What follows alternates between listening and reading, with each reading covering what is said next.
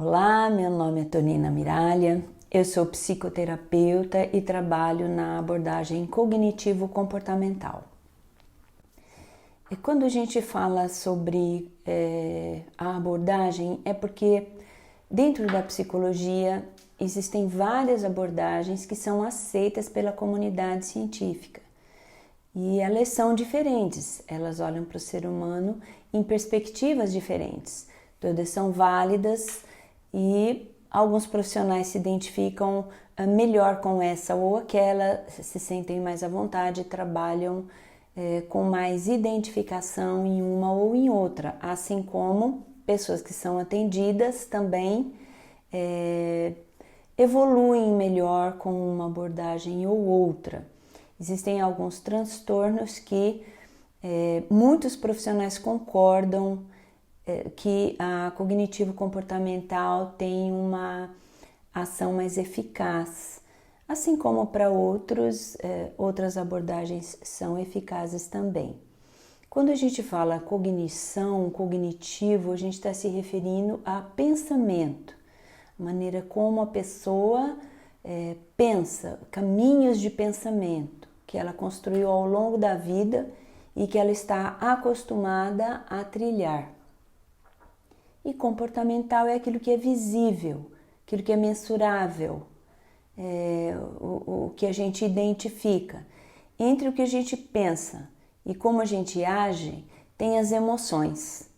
Mas cognitivo-comportamental, então, é uma abordagem que considera que o princípio dos processos está na maneira como a pessoa pensa, né? Claro que aí a gente considera alguns fatores de herança e algumas interferências, influências ambientais, e na soma disso e mais alguns elementos ela constrói as próprias crenças. Então essa é a maneira como eu trabalho. O nosso tema é depressão. E quando eu falo sobre depressão, eu gosto de deixar bem claro que há um tempo atrás, depressão era um conceito restrito à medicina e poucas pessoas tinham acesso. E também havia um medo dessa palavra. E com o tempo, né, especialmente pelo surgimento de novas abordagens mais acessíveis, com informações mais fáceis de serem assimiladas, com a internet, a própria mídia, né? Hoje a gente vive uma era de informação. Então nós passamos de um polo para o outro, aquele termo que era super restrito, que poucos entendiam e por isso poucos se utilizavam, hoje é um termo que se tornou de domínio público e acabou sendo banalizado, né? Com muita facilidade as pessoas dizem: estou com depressão, estou deprimida, e a respeito de outros também: olha, eu acho que você está com depressão, acho que você está deprimido. Então, assim, esclarecendo, a depressão é uma doença. Quando a gente fala de doença, a gente tem que ir para o modelo médico, né? Os médicos, especialmente o médico psiquiatra ou a médica psiquiatra, é quem tem o credenciamento completo, né, atual, para afirmar um diagnóstico de depressão. Doença que faz parte do modelo médico. O modelo médico supõe que a investigação do profissional deve ser em busca da doença, né? Não para rotular, mas para identificar o melhor tratamento, o tratamento mais eficaz para que aquela doença seja controlada. Se possível, que haja cura; se não for possível, que haja uma remissão de sintomas e um estacionamento da doença, que, se possível, ela, sendo crônica, fique no menor nível, né, que a medicação atual possa agir para reduzir. O diagnóstico da depressão é um diagnóstico complexo, né? São muitos os sintomas.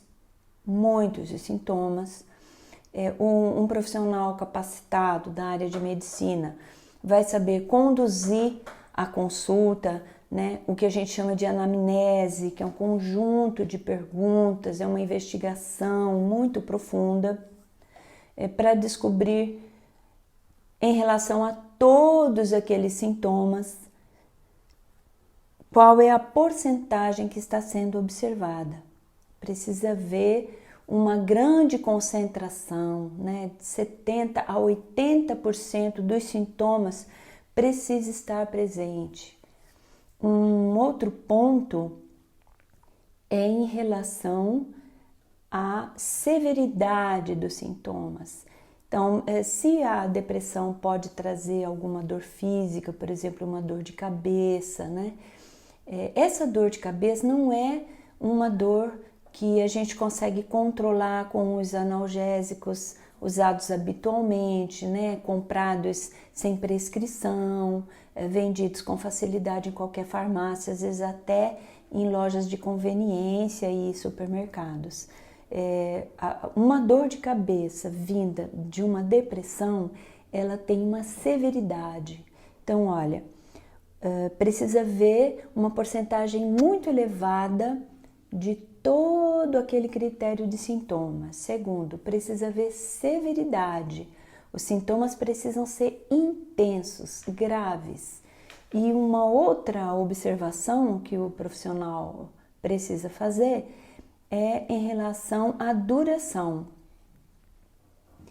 Alguns psiquiatras consideram que esses sintomas, né, como eu já disse, de 70% a 80% deles, com severidade, aparecendo com severidade, precisam aparecer por 2 anos. E nesses 2 anos, se houver algum período em que eles não apareçam, esse período não pode exceder a 2 meses, né? Então, se uma pessoa fica muito triste 1 ano, depois ela fica 6 meses bem, depois ela volta a ficar triste, ainda não se caracteriza uma depressão, pelo menos não se caracteriza uma depressão grave. Então, assim, é um diagnóstico muito específico. Nós, embora hoje, por conta da informação, a gente já consiga entender melhor, mas a gente também não deveria usar essa palavra, né, com tanta facilidade. Ela tem um significado e ela tem um peso, né? Já que todos sabemos o que é a depressão, então ela também traz um peso em si mesma. E quando você fica dizendo que fulano está deprimido, você está deprimido, eu estou deprimida, de uma certa forma, você está trazendo esse peso, né? E eu acho que quando a gente pensa que está com depressão ou que outra pessoa está com depressão, é porque alguma coisa já não vem bem, não está indo bem. Então, para você trazer uma palavra com um peso, você não vai estar ajudando em nada e ainda vai estar agravando a situação. Então, vamos entender que se houver suspeita de depressão, essa pessoa precisa de um parecer médico, psiquiátrico, e ela precisa de tratamento, né? Precisa de tratamento. Então, qual é o papel do psicólogo? A nossa formação nos permite investigar esses sintomas todos, inclusive a porcentagem, né? A intensidade e a duração. E se nós percebermos sintomas compatíveis com a depressão, nossa obrigação é encaminhar ao psiquiatra. Esse é o nosso papel, né? Nós não damos diagnóstico, nós podemos comunicar sintomas compatíveis com e encaminhamos ao psiquiatra. A depressão, ela tem como causa um conjunto de fatores, né? Fatores, inclusive, internos. Nós temos substâncias na nossa mente que elas atuam na comunicação entre células e, inclusive, substâncias dentro das próprias células. E quando essas substâncias estão em desequilíbrio, nós podemos ter uma alteração importante de humor. Então, existe um sintoma, um aspecto físico, fisiológico, que a gente não pode ignorar, não é? Eu comecei falando sobre pensamentos, né? E a gente aprende lá desde o começo na escola, quando a gente fala sobre concreto e abstrato, que pensamento é abstrato, mas ele tem uma base concreta, que é o nosso cérebro. Nosso cérebro é um órgão, né? E ele é um órgão que funciona com diversos elementos, e esses elementos precisam estar presentes na quantidade adequada e interagindo, se movendo de forma adequada. Isso define o humor.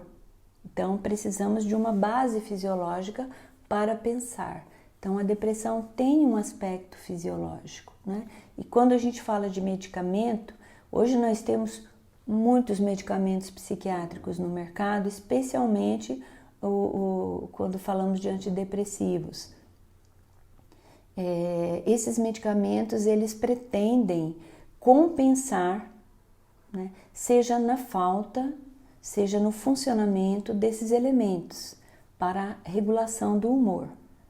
Agora, assim como eu preciso me referir a essa base fisiológica, eu também preciso me referir a um ambiente, né, e ao padrão de pensamento, de resolução dessa pessoa com o ambiente.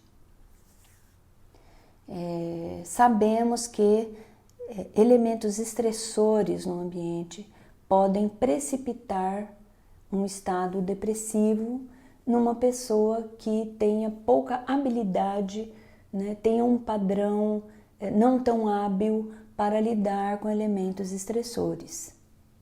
Então, qual o papel do psicólogo, da psicóloga? Como eu estava dizendo, se recebemos uma pessoa e ao longo de algumas sessões percebemos sintomas compatíveis com um quadro depressivo, nós devemos encaminhar essa pessoa para o psiquiatra. O psiquiatra precisa encaminhar para um psicólogo, porque além da questão fisiológica, a gente tem a maneira como esse paciente interage consigo mesmo, com o próximo, com as circunstâncias e como ele vê o futuro, né? Então, nós podemos considerar que são lentes através das quais o paciente vê a vida. O remédio, ele tem uma atuação no organismo, ele é importante porque ele reduz o sofrimento. Mas o remédio não ensina. O paciente precisa, através de sessões de psicoeducação, aprender a rever as próprias lentes, né? E perceber alguns realinhamentos que ele precisa fazer na maneira como ele olha para si, para o próximo e para a vida. Então, o ideal é a combinação, né, no caso da depressão, de tratamento medicamentoso com um médico psiquiatra e tratamento psicoterápico. Algumas pessoas dizem assim, não, mas eu faço escultura, eu pinto, eu sou artista, eu estou num grupo de artesanato, eu entrei no teatro, eu gosto muito de ler, eu gosto muito de viajar, tudo isso é muito bom, tudo isso é terapêutico, mas não é psicoterapêutico. Quando nós falamos psicoterapêutico, nós estamos nos referindo a profissionais com formação em psicologia, com atualizações constantes, que entenda o que há de novo, né? Porque o ser humano muda, o mundo muda, a vida muda. E repetindo, nessa era de informação, nós estamos mais ainda em constante mudança, muito mais do que acontecia com as pessoas há 40, 50 anos atrás, né? As mudanças hoje, elas são rápidas e significativas. E como que o ser humano processa isso tudo? Então, psicoterapêutico é assunto de psicólogo, psicóloga, num setting terapêutico, num consultório, com um código de ética por trás disso, com o comprometimento com a devida discrição, seriedade, né, e ciência. Falando um pouco mais sobre o medicamento, algumas pessoas temem a dependência, né? Eu acho que a reação ao medicamento ela é um pouco polarizada. A gente vê alguns com muita ânsia de se medicar, porque pode parecer uma solução mágica, né? Rápida, você toma medicamento, em aproximadamente 48 horas, aquele medicamento atinge assim, um platô na corrente sanguínea, eu vou ter um certo alívio, então é uma solução meio que mágica, né? Sem repensar, sem rever a vida. Então nós temos aquelas pessoas que gostam de consumir o medicamento. Mas no outro polo nós temos um outro tipo de pessoa, nesse caso que até precisa, e ela tem medo da dependência. Então, por um lado, você tem aquele que quer tomar remédio, que quer tomar bastante, que quer uma solução rápida, e do outro lado você tem aquele que às vezes até precisa, mas tem medo da dependência. Então, veja bem, se você está sendo medicado, está tendo a dor aliviada e está em sessões de psicoterapia, a tendência é que você mude o seu olhar, que você aprenda a lidar com fatores estressantes, que te deixam deprimido, né? Você vai aprender. E aos poucos, numa questão que a gente considera uma desproporção, a tua autossuficiência para lidar com a vida vai se aperfeiçoar e a necessidade do medicamento vai diminuir. Então, até o ponto em que você vai deixar de tomar. Então, não há razão para ter medo da dependência. Mas, numa outra maneira, numa outra perspectiva, a gente tem que considerar que, às vezes, a gente pode precisar do medicamento por mais tempo do que gostaria, ou mesmo para sempre, né? Isso não é só uma questão psiquiátrica. Quem tem hipotiroidismo precisa compensar a tireoide para o resto da vida. O hipertenso precisa controlar a pressão para o resto da vida. Eu, por exemplo, sou dependente de óculos, né? Isso não vai me deixar deprimida. Eu preciso de óculos e muito provavelmente vou precisar para sempre. Então, assim, se em último caso a pessoa precisa de psicoterapia por mais tempo, ou precisa do medicamento por mais tempo, não há problema. O importante é você ter profissionais bem recomendados, você aderir ao tratamento, ou seja, você fazer aquilo que o profissional recomenda. Não adianta você ter a receita e não comprar o remédio, ou comprar o remédio e não tomar o remédio. Em psicoterapia acontece a mesma coisa, não adianta você ir às sessões, né? Nessas sessões você fazer acordos com o seu psicoterapeuta, com a sua psicoterapeuta, você sair de lá com tarefas terapêuticas e virar a página na hora que sai do consultório. Só vai pensar na sessão, na semana seguinte ou na sessão seguinte, né? Diante do psicoterapeuta. Aí você volta a pensar em psicoterapia. Isso é falta de adesão, né? Quando você sai dos consultórios, seja do médico, seja de psicoterapeuta, você sai com incumbências, né? Incumbências práticas. E a gente chama de adesão. Você precisa aderir ao tratamento para ter sucesso. Então, o ideal é mesmo a aliança entre esses dois tratamentos, que você esteja com profissionais recomendados e que você tenha boa adesão ao tratamento, né? Acho que a gente falou bastante sobre depressão. Eu espero que o que eu disse até aqui, mesmo não sendo médica, não sendo psiquiatra, possa te ajudar a entender que se você suspeita que tem depressão, você precisa, ao invés de ficar falando isso, você precisa consultar um especialista, né? Ou se você concluiu que provavelmente tenha. Ou talvez também eu tenha te ajudado a entender que você não tem depressão, né? Talvez você tenha uma grande tristeza, uma tristeza profunda. E isso também precisa de intervenção.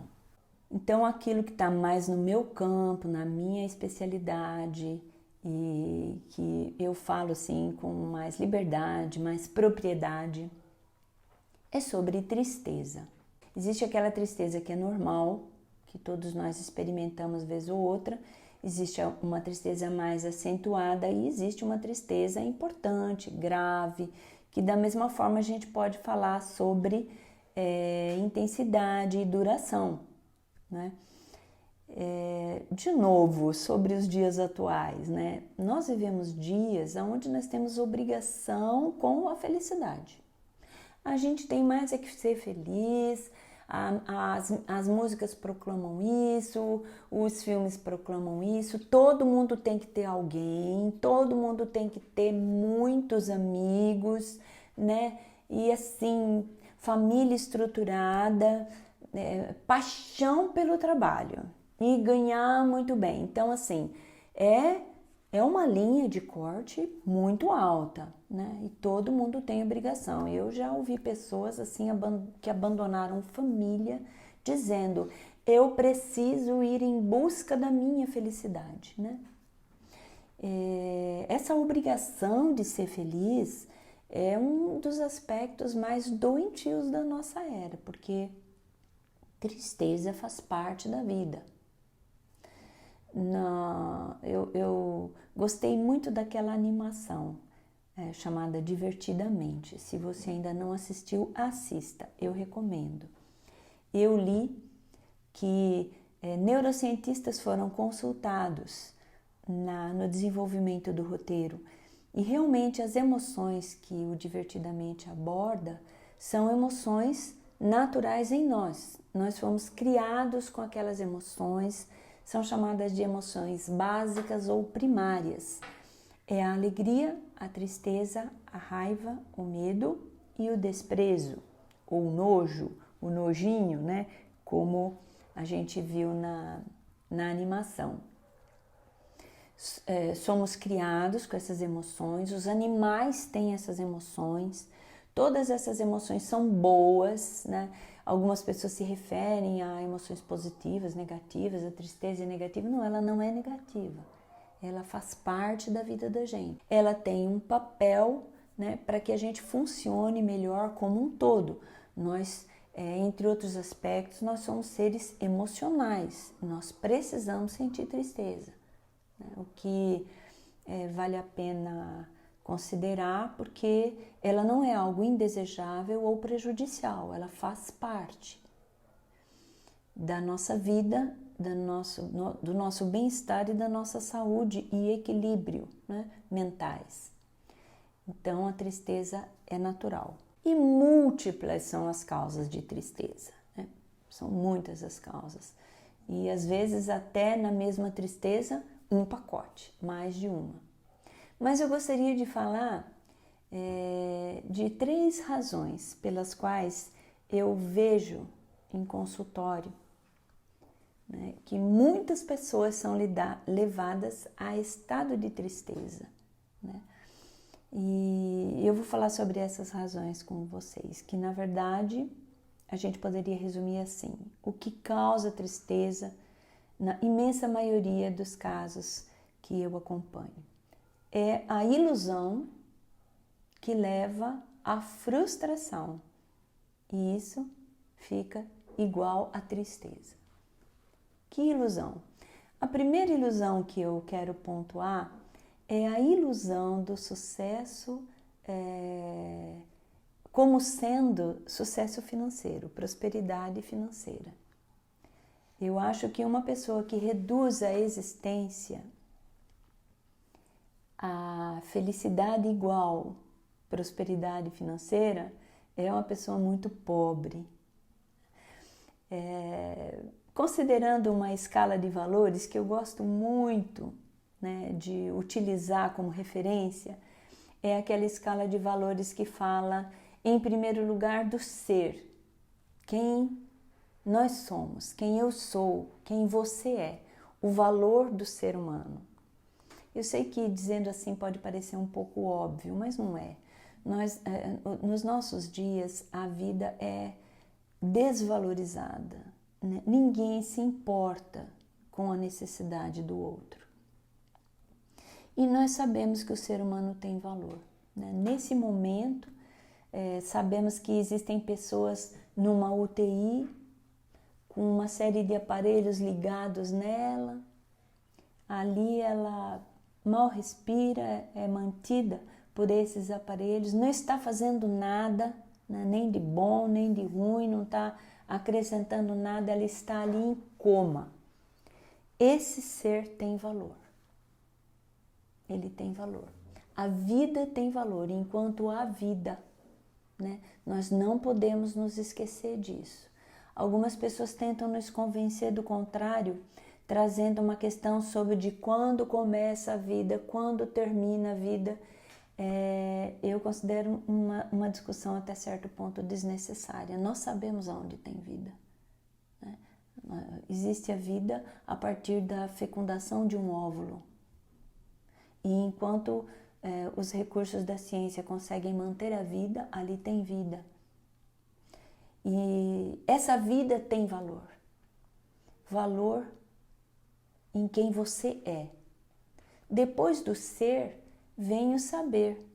O conhecimento é um valor também. E é uma área muito importante da nossa vida. Nós precisamos conhecer, sobretudo, conhecer a verdade. Vamos lembrar que vivemos a era da informação. E tudo chega a nós. Muitas coisas se disfarçam de notícia, mas na verdade são comentários que induzem o nosso pensamento para esse ou para aquele lado. O comentário deve ser seu, né? Você precisa receber a notícia, a informação, você precisa saber o fato. A opinião, o comentário serão seus. Então, o conhecimento é muito importante, nós devemos buscá-lo. Nós precisamos estudar, né? Não há idade para estudar. Nós precisamos estudar, precisamos ler bons livros, precisamos ver bons filmes, precisamos conversar com pessoas que têm essa sede de conhecimento, porque o saber está em segundo lugar numa boa escala de valores.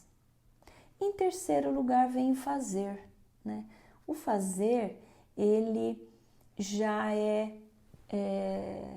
o valor do fazer está intimamente ligado a quem nós somos e ao que nós sabemos.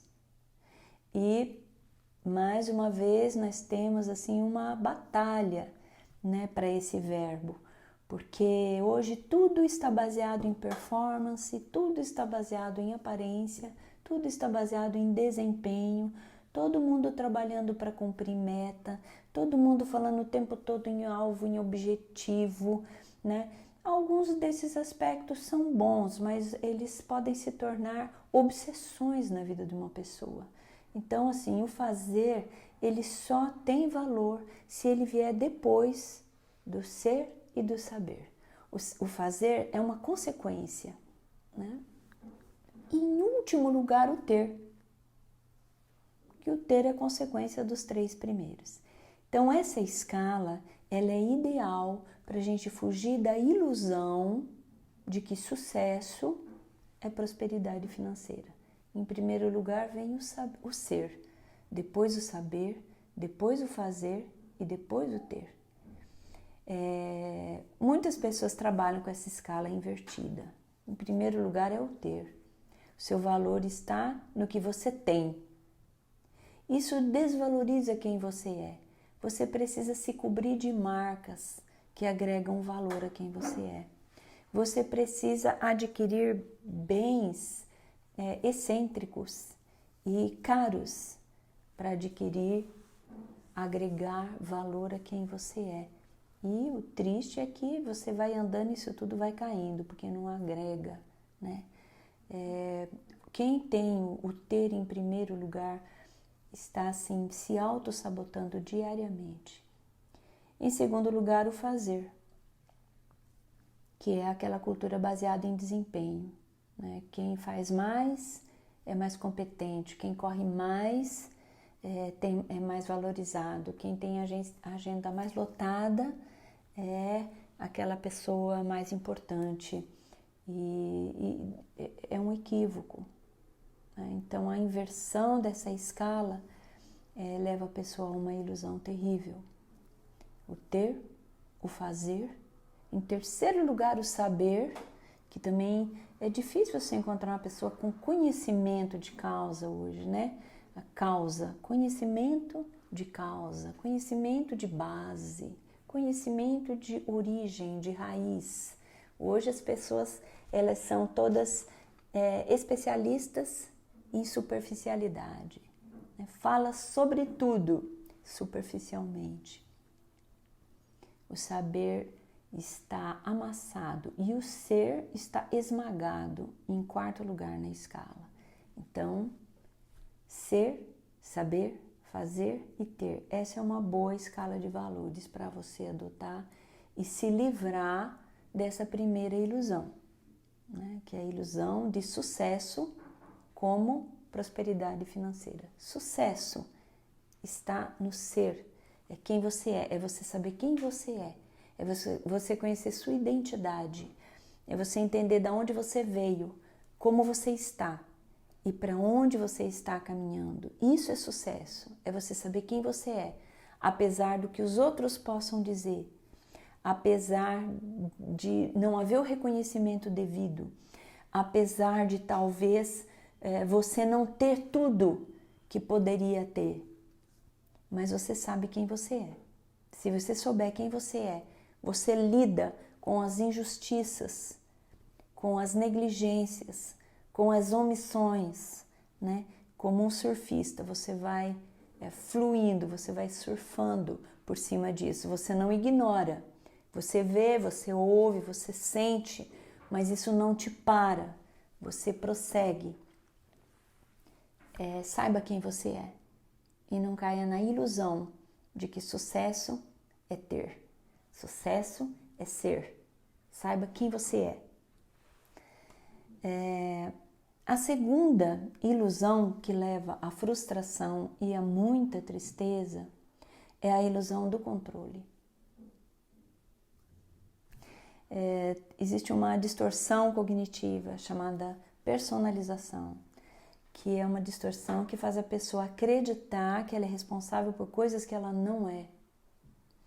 E ela vai invadindo a vida dos outros, ela vai querendo controlar pessoas e situações que estão fora do controle dela, situações que estão nas mãos de pessoas que conseguem fazer o que é preciso. Eu vejo pais querendo controlar filhos, filhos querendo controlar pais, maridos querendo controlar esposa, esposa querendo controlar filhos, e amigos querendo controlar amigos, né? As redes sociais potencializaram isso o tempo todo mundo se perseguindo, querendo saber onde está, o que está fazendo. Olha, você saber pelo que você é responsável é libertador. Saiba aquilo que está ao seu alcance, o que você pode controlar.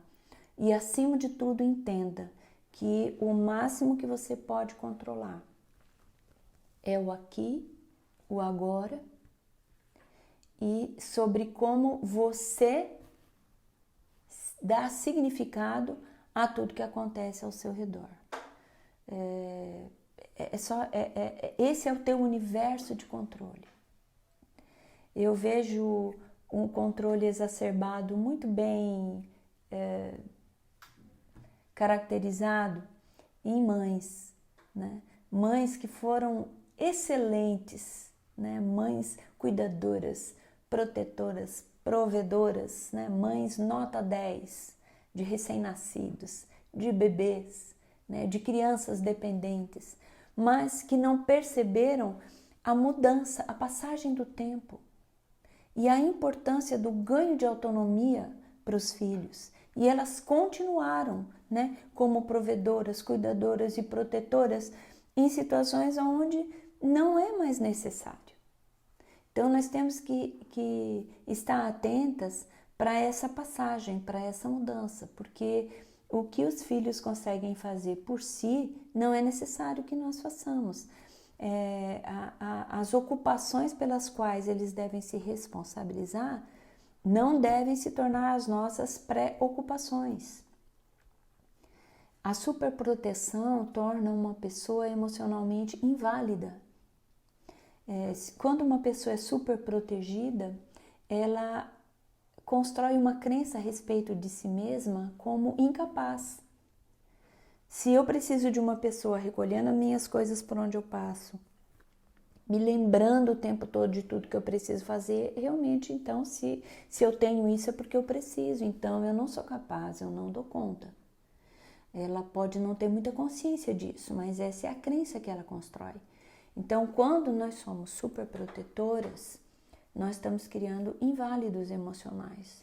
Então, é importante a gente notar essa transição e a gente ir mudando, né, de provedora para ajudadora, de cuidadora para colaboradora, né, de educadora para facilitadora.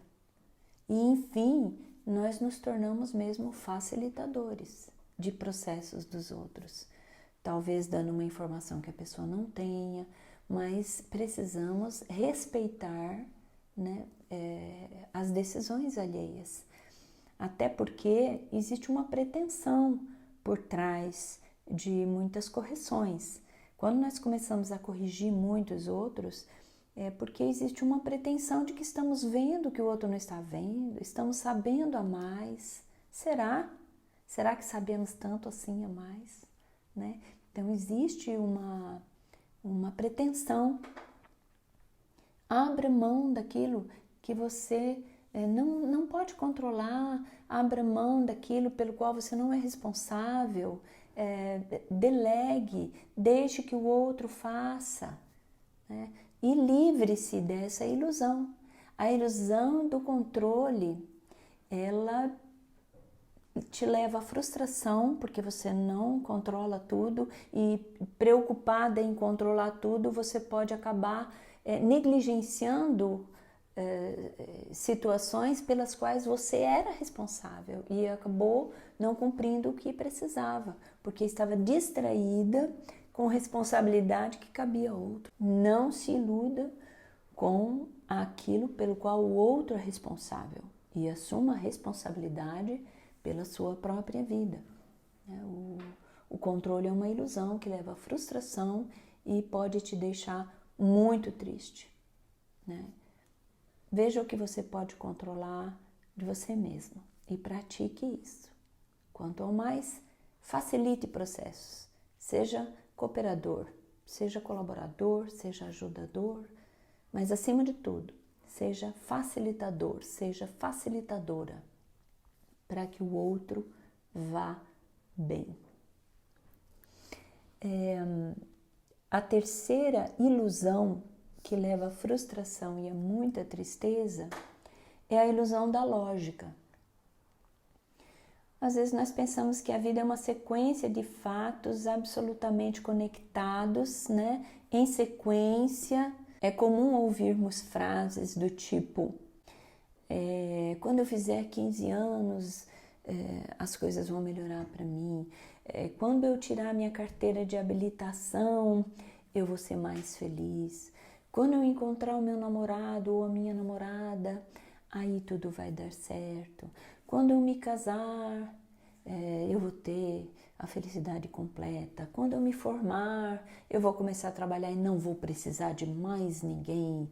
Quando eu tiver filhos, aí sim eu vou fazer tudo que eu não tive. Então é assim, quando, então. Quando, então. Quando, então. Isso é uma ilusão, né?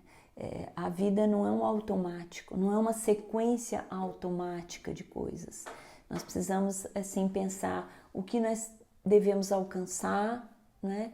E qual é o propósito, para que eu quero, né? Para que eu quero isso, né? Qual é a minha motivação? Será que está ligada ao ser? Será que vai acrescentar a minha identidade? Então, qual é a minha motivação para ter os objetivos que eu tenho? E tendo os objetivos, quais são os passos que eu preciso dar em direção a esse objetivo? Não é verdade? E aí depois eu tenho um plano, mas pode ser que as coisas aconteçam daquela forma ou não. A verdade é que nem sempre as coisas acontecem como a gente espera. E nós não podemos colocar toda a nossa expectativa nisso, né? Nós temos que ser gratos e satisfeitos por estarmos vivendo a vida, por estarmos cumprindo etapas, né? Vencendo fases, fechando ciclos, abrindo ciclos e entendendo qual é a nossa motivação, né? Isso previne tristeza. Quando você não se ilude com a lógica, né? A experiência é boa e muitas vezes nós usamos essa experiência, mas nós temos que equilibrar essa previsão com o imprevisto da vida. Porque pode ser que as coisas aconteçam como eu estou esperando, mas pode ser que não, né? Nós temos que equilibrar a nossa expectativa, ter expectativa equilibrada e saber que quando chegar o momento, nós vamos pensar sobre como vamos dar o próximo passo.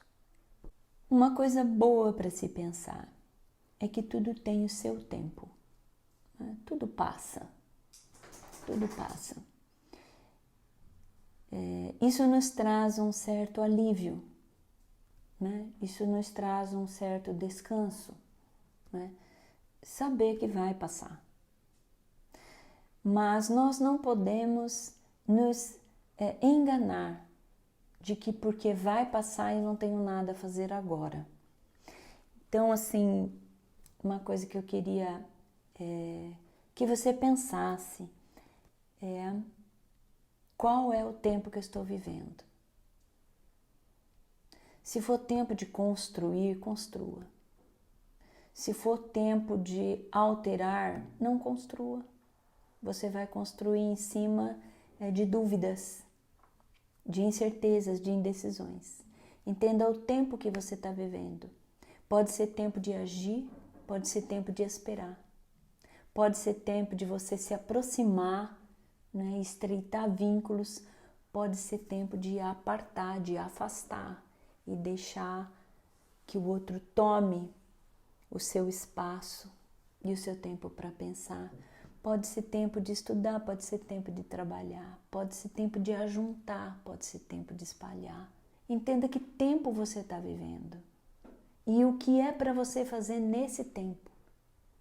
Sabendo, se for difícil, se for deserto, se for desafio, veja o que você precisa fazer agora, sabendo que vai passar. Se é um tempo bom, um tempo de saúde, de paz, de fluir, um tempo leve, fácil, entenda o que é para você fazer nesse tempo e saiba que vai passar também. Seja qual for o momento que você está vivendo, né? Pare para pensar no que você pode fazer por você agora, honestamente. E se dê um prazo. Existem pessoas em situações difíceis e crônicas. Dê um prazo a si mesmo. Eu gosto de pensar em 3 meses. Dê a si mesmo um prazo para fazer essas mudanças. Se você não conseguir, eu quero te aconselhar fortemente a procurar ajuda. Nós temos uma tendência a nos adaptar e às vezes podemos nos adaptar a situações ruins e desnecessárias. Então, se você não conseguir mudar o que precisa em 3 meses, busque ajuda. Busque ajuda especializada, pessoas recomendáveis, né, que vão te ajudar. Eu espero que esse vídeo seja de ajuda para você. Se você ouvir com atenção, prestar atenção nos passos que eu dei, né? Se se trata de depressão ou se trata de tristeza, Eu tenho certeza que se você seguir os passos, você poderá se ajudar, né? Para você chegar ao estado que você chegou, você usou um caminho, né? Um caminho de descida. Você pode usar o mesmo caminho para subir. Tenta fazer isso sozinho, algumas pessoas conseguem. Espero que esse vídeo te ajude. Se você não conseguir, busque ajuda. E eu também quero te pedir, se você conhece alguém que esse vídeo possa abençoar, que esse vídeo possa dar direção, possa ajudar, encaminha para ela, encaminha para essa pessoa, né? Faça isso, faça por WhatsApp, faça via e-mail, faça Facebook ou outra rede qualquer que você use, mas não guarde para si. Pense em pessoas que estão ao seu redor e que talvez esse vídeo possa ser uma chave que vai virar uma situação.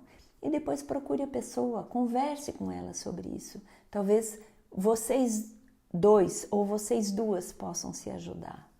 E é isso. Muito obrigada pela sua atenção.